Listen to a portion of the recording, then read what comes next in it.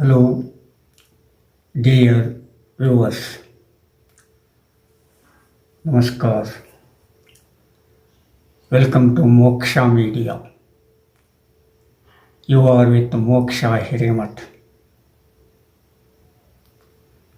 Most of the students of literature are in confusion regarding the words empathy, sympathy, and antipathy. Empathy, sympathy, and antipathy are used in fine arts, especially in literature. Whatever literature it may be in the world, empathy, sympathy, and antipathy are commonly used in those literatures and languages. Of course, these words carry a reader step by step to understand the piece of literature and fine arts in their own ways. If a student of literature knows the meanings of these words, empathy, sympathy, and antipathy, one can understand the literary pieces very properly and one can finally justify it also. Of course, empathy, sympathy, and antipathy are very artistically used and aesthetically used. In order to understand the artistic skill and aesthetic beauty, one should know the meanings of the words such as empathy, sympathy, and antipathy. Then, what does empathy mean? We have heard this word so many times while reading a novel, a drama, or a poetry, or stories, and etc. Whether they are in the form of poetry or in the form of prose, in the form of conversation, and whatever it may be. So, that means in one way or another way, we are familiar with the words empathy, sympathy, and antipathy. Then what does empathy mean? The meaning of the word empathy is to be involved in a work or in a character, in a situation, in an event created artistically and aesthetically. The sense of art and the aesthetic beauty must be there in appreciating the literary pieces. If one doesn't have the sense of artistic and aesthetic beauty, to that extent that person is unable to understand that work, to that extent is unable to analyze the work, to that extent is unable to judge the work, and to that extent he cannot or may not do the justice to that work. That means in order to do the justice to the work or piece of art, one should understand the meaning of the word empathy. Empathy means involvement. empathy is beyond sympathy. Empathy means to appreciate the character used in literary pieces, whether it is a prose, poetry, drama, or other forms of literature and fine arts. Suppose when we read Kuvempu's Malegalalli Marumagalu and Kanuri Eggadati, a sort of empathy is created in the minds of the reader, in the heart of the reader.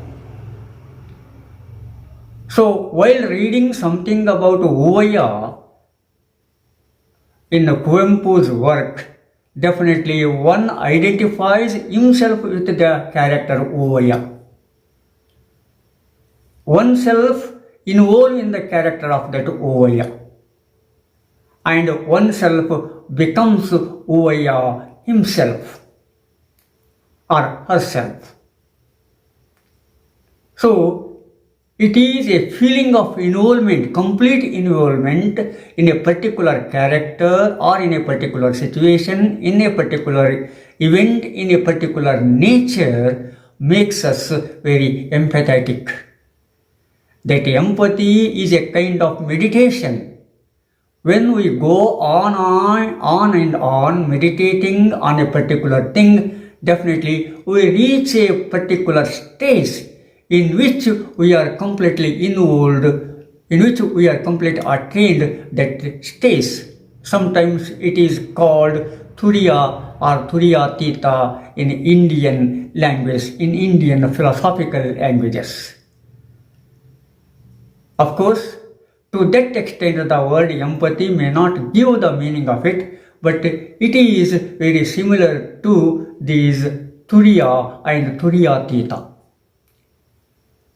A kind of involvement, a kind of attainment, a kind of samadhi stage, we can say. See, when a person while reading a novel, a drama or a poem or any other literary works or piece of arts, automatically he reaches that stage. And attaining that stage itself is considered as empathy. He is empathetic with that character, for example. So you are empathetic to the character of Choma in Shivaramkaran's Chomana Dudi. Of course, it is also, we felt that very empathetic, antipathetic in case of situation in which the character like Choma is appeared. Because that situation, that event, that the circumstances, that the environment creates a character like Choma. The opinion of the people is different regarding Choma, but Choma himself is involved in his work completely. But when we come to know the oppression and suppression of society and Choma, definitely we feel very sympathetic and empathetic. So at the same time we feel against the situation a kind of antipathy. It can be seen, it can be felt in the novels Tejasvi's Karvalu and Chidambara Rahasam, Chandrasekhar Kambar's Singarava and Aramane, and Shakespeare's dramas such as King Lear, Macbeth, and Romeo and Juliet, and of course in so many other works are also seen and felt. I give you some of the examples from the Kannada literary field due to a shortage of time. So as we go on and on reading and understanding and involving in that character, and that character makes us involved the reader or viewer in it, definitely a sort of a kind of empatheticness is created. It is a kind of appreciation. A kind of appreciation of a character, appreciation of a situation, appreciation of environment, and etc. etc. Of course, we can see in the novels of D.H. Lawrence and T.S. Eliot's poems also,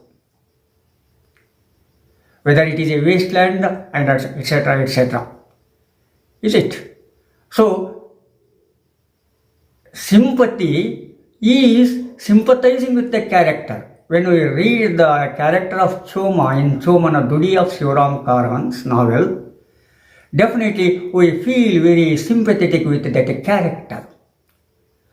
We are very sympathetic for his work, for his purity of heart and mind, for his noble ideas.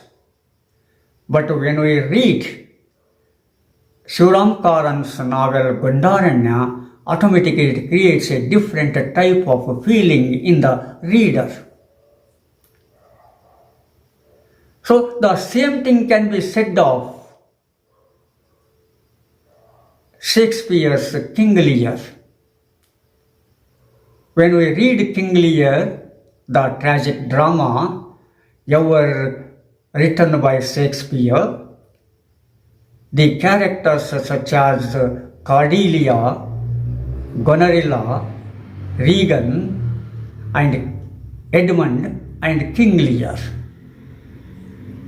The reader or the viewer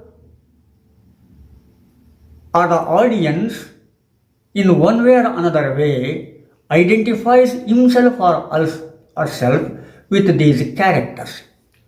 Sometimes one identifies with the Cordelia. As we go on and on reading the disturbances, reading the problems faced by Cordelia, we feel very sympathetic to that character. Sometimes we feel that we are ourselves Cordelia. But when we read the character of Gonerilla, Regan, and Edmund, we feel antipathy to it. Antipathy means against these characters, a kind of opposition to these characters, a kind of disdainment to these characters, a kind of ill feeling to these characters, because these characters are the worst characters ever created by Shakespeare. And you see that at the fag end of his life, King Lear faces so many problems. He loses the health of his mind. He becomes a sane one, an insane one. He doesn't know where he is, what he is saying, what he is doing, etc. etc. That is rain and other things are same to him. Rain and stone, the street and the palace, everything is same to him in that stage of mind. So at that time we feel very sympathetic with that character. Sympathy means in Kannada we say Sahanubhuti. Empathy means in Kannada that is Tanmayate. We feel very sympathetic to the character King Lear. See? And the antipathy means, I have already told you, it is opposition to the dirty characters or dirty situations. ವಿರೋಧಾತ್ಮಕ ಭಾವನೆಗಳು ಇನ್ ಕನ್ನಡ, ಆಂಟಿಪತಿ. ವಿರುದ್ಧಾರ್ಥಕ ಭಾವನೆಗಳು, ವಿರೋಧಾತ್ಮಕ ಭಾವನೆಗಳು, negative, ಋಣಾತ್ಮಕ ಭಾವನೆಗಳು, we can say. They create a negative feeling in the readers, in the viewers. because Edmund is a plotter and he spoils the minds of Gonarilla and Regan, and he tries to usurp the kingship of King Lear, but King Lear doesn't understand it. For his own mistake, for his own faulty notion of the situation, for his own faulty understanding of Cordelia, who is a real daughter of King Lear, but King Lear doesn't understand that Cordelia. Instead, his fascination is carried away by the words of Gonarilla and Regan. But Cordelia is not such a character. She is true to her feelings, she is true to her works. She loves her father as a father, neither more nor less, but there is a truth in it. But the aged King Lear does not understand the words and meanings of Cordelia properly, so he does not give her share of property. Everything is given to Gonarilla and Regan. After getting property, after getting every prosperity of King Lear, the real face of Gonarilla and Regan go on and on appearing before the viewers, before the audience. And behind these characters we can see the character of Edmund, a dirty plotter, a dirty one who does everything, every worst thing in the name of love. So, he hides his real character in the name of love. His love is for property, but not love for the human being, not for the woman or any other person. He is a lover of property. A lover of property doesn't become a real lover. He becomes a worst enemy. So that is what we can see the drama of King Lear. And that is also can be seen in Kannada works also. When we read Gangadhara Madivaleshwara Turumari's translated novel, Kadambari, we are identified with the character of Kadambari. We are identified with the situation of the narration of the lake. We feel that we are on the lake. That lake is before our eyes. A silent and peaceful lake. A beautiful lake.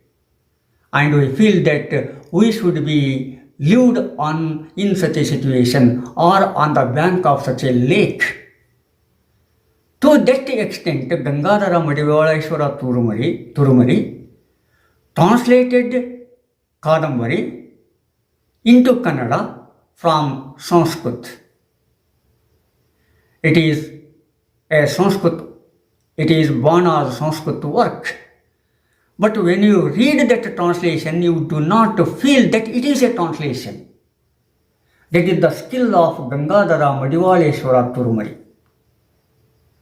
If you go on and on reading that novel, you involve yourselves in one way or another way. You are very empathetic, you are very sympathetic. Because nowadays, such a sort of lakes, such a sort of situation, such a sort of environment is spoiled due to faulty policies of the government, due to the artificial style of life. Such lakes, such rivers are polluted. They are polluted like anything. So, whenever we have a sacred thing, someone is feared to show that sacred thing to others because he has a fear in one way or another way that person will spoil this purity also. Purity of environment, the calmness of environment. The peaceful life of a family will be peaced and pieced. It is shattered like anything. So that is why some people do not want to show, do not want to exhibit such things to dirty persons.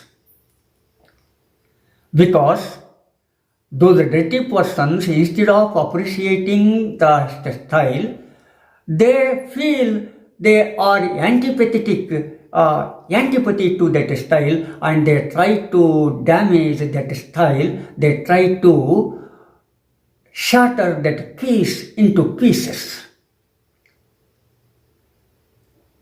So these things should be kept in our mind while reading, analyzing, and appreciating the literary works. Whatever, it may be fine arts also, it may be painting, it may be sculpture, it may be architecture, it may be music, it may be anything which satisfies the mind and heart of a man for good thing. So, such a sort of understanding, such a sort of an analysis, such a sort of artistic and aesthetic beauty should be there in the reader, and the work should also create such a sort of feeling in the reader. And then only that work can be appreciated properly, then only a justice should be done to that work. So we have a lot of such works in Kannada literature. I have given some of the examples, but if I go on and on opening the pages of Kannada literary pieces, definitely we get a lot of such such works which create empathy, sympathy, and antipathy in the reader, in the viewer. Regarding these things, Kannada literature can compete in the world to any literature. When Kannada literature has attained that stage, English literature was not at open its eyes. It was at the childish stage. If you take the example of 7th century, 8th century, 9th century, 10th century, 11th, 12th century, 13th and 14th century, etc., etc. To that centuries already Kannada has reached a highest stage. But English literature was not at the grasp of that stage. It grasped that stage in the 15th century. Of course, we can quote the work of Chaucer, Canterbury Tales. From that time onwards, we can see the higher and higher stages of English literature.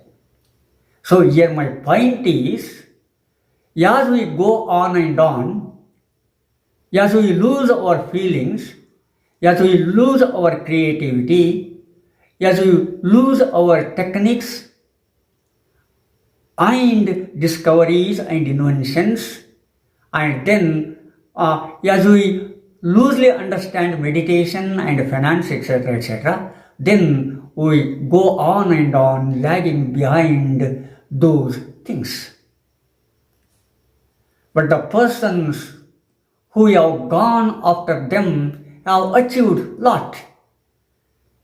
But we who are the creators of those things, as the time goes on and on, are lagged behind in those things. So we have lost our self at that time. So anyhow, that is a different story. Here my point is, this empathy, sympathy, and antipathy should be there, should be understood properly in analyzing, appreciating, and justifying a literary piece, and to get a peace of mind and purity of heart and mind. Unpolluted mind and heart. Nowadays our mind, not only our heart polluted, our mind is also polluted. We are living in a polluted environment. It is a pollution polluted by man himself. That doesn't mean woman is other different. She is also part and parcel of this damage. She is also part and parcel of this pollution. Sometimes she is more polluted than the man. But anyhow, that pollution is there. Everyone is responsible for that pollution. And at least you should know, we should understand properly the meanings of empathy, sympathy and antipathy. To that extent, we can appreciate an artistic and literary work. I hope the viewers have grasped to a certain extent what I have told you till this time. Subscribe it, share it, and see you in the next episode. Thank you. Namaskar.